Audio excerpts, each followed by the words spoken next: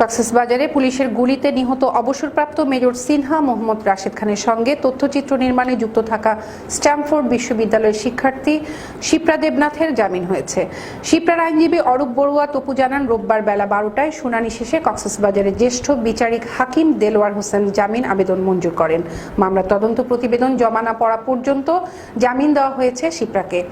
আদেশের কপি কারাগারে পৌঁছানোর পর মুক্তি পান শিপ্রা। এছাড়া সিনহার অপর সঙ্গী শাহিদুল ইসলাম সিফাতের জামিনের আবেদনের শুনানি হলেও আদালত এখনও আদেশ দেয়নি।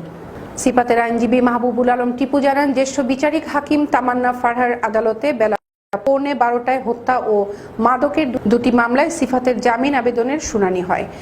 একই সঙ্গে মামলার তদন্তভার র্যাবের কাছে দেওয়ারও আবেদন জানানো হয়। আদালত সোমবার আদেশ দেবে। গত 31 জুলাই রাতে কক্সবাজার টেকনাফ মেরিন ড্রাইভ সড়কের বাহারছড়া ইউনিয়নের শামলাপুর চেকপোস্টে পুলিশের গুলিতে নিহত হন সেনাবাহিনীর অবসরপ্রাপ্ত মেজর সিনহা মোহাম্মদ রাশেদ। সে সময় তার সঙ্গে ছিলেন স্ট্যামফোর্ড বিশ্ববিদ্যালয়ের ফিল্ম অ্যান্ড মিডিয়া বিভাগের শিক্ষার্থী সিফাত ও শিপ্রা।